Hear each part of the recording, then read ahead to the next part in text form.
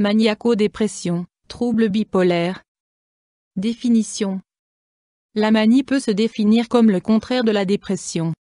Les sujets concernés souffrent d'un trop-plein d'énergie, de sentiments et d'impulsions. Leur entourage perçoit leur comportement comme étant joyeux, drôle, euphorique et communicatif, mais les sujets se montrent aussi souvent irritables, agressifs et querelleurs. Il est rare que la maladie ne survienne que par épisode maniaque. Très souvent, les épisodes maniaques et dépressifs se manifestent en alternance. Il est alors question de maniaco-dépression ou de trouble bipolaire. Cause. Un épisode maniaque peut survenir de façon aiguë en un laps de temps très court ou se développer sur plusieurs semaines, voire plusieurs mois. La durée de tels épisodes est très variable, s'étendant généralement de 4 à 6 mois. La plupart du temps, les épisodes maniaques disparaissent complètement, mais ils sont souvent suivis de fluctuations dépressives passagères. Une phase maniaque peu prononcée est appelée hypomaniaque. Troubles, symptômes. Les symptômes se classent en 3 catégories. Troubles de l'humeur. Une personne maniaque est euphorique sans raison. Cette euphorie peut vite se transformer en irritation et en agressivité, dysphorie. Impulsivité et hyperactivité, elle se manifeste par un besoin accru de parler, de bouger et d'agir, socialement, professionnellement, sexuellement, ou une diminution du besoin de sommeil. Fuite des idées, versatilité des pensées, inconstance dans les activités et les projets, désinhibition, perte du sens critique et très haute opinion de soi conduisent à des comportements irréfléchis et imprudents, conduite à vitesse excessive, dépenses inconsidérées, partenaires sexuels multiples. Ces idées de grandeur peuvent mener jusqu'à la mégalomanie. Un signe typique de la maladie est que les sujets maniaques ne se sentent pas malades lorsqu'ils sont en crise maniaque, manque d'acceptation de la maladie. Examen, diagnostic. Le diagnostic repose sur l'interrogatoire mené par le médecin, attentif au comportement et aux déclarations du patient.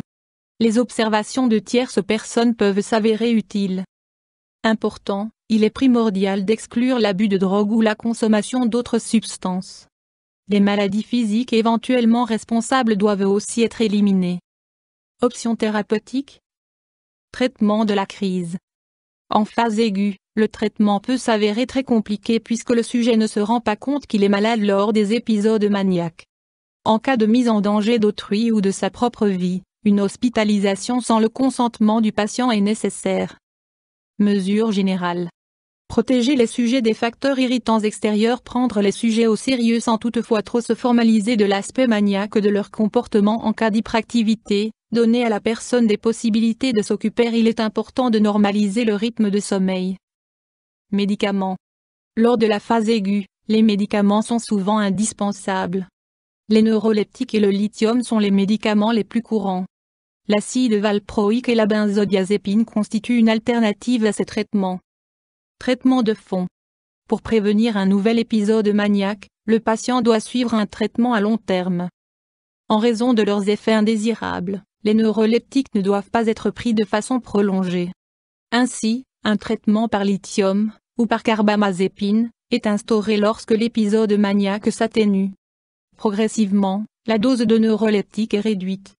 Le traitement par lithium doit s'étaler sur 2-3 ans au minimum, voire plus longtemps en cas de dépression. Important, en cas de traitement au long cours, il faut régulièrement mesurer les taux des médicaments dans le sang.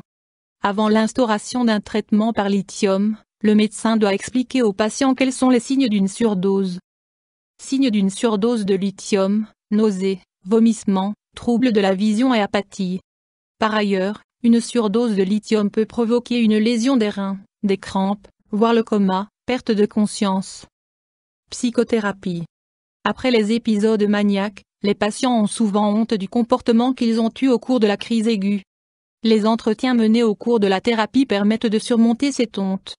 L'accompagnement psychothérapeutique des patients maniaques au-delà de la phase de crise est indiqué de façon générale. Évolution. Les épisodes maniaques peuvent se développer pendant des semaines voire des mois, ou survenir de façon aiguë. La durée des épisodes maniaques est variable. En moyenne, ils peuvent s'étaler sur 4 à 6 mois. Les épisodes maniaques disparaissent complètement en général, mais sont souvent suivis d'épisodes dépressifs passagers.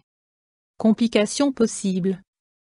Problèmes sociaux. problèmes relationnels, professionnels, financiers. Au sein de leur famille ou de leur cercle amical, les sujets bipolaires doivent souvent faire face à de l'incompréhension et à du rejet. Comportements délictueux. Abus de drogue et / ou d'alcool. Épuisement physique, manque de sommeil, négligence, complications cardiovasculaires. Après un épisode maniaque, le risque de suicide est accru par les sentiments de culpabilité et de honte ou par un épisode dépressif consécutif. YouTube Dr Alabé.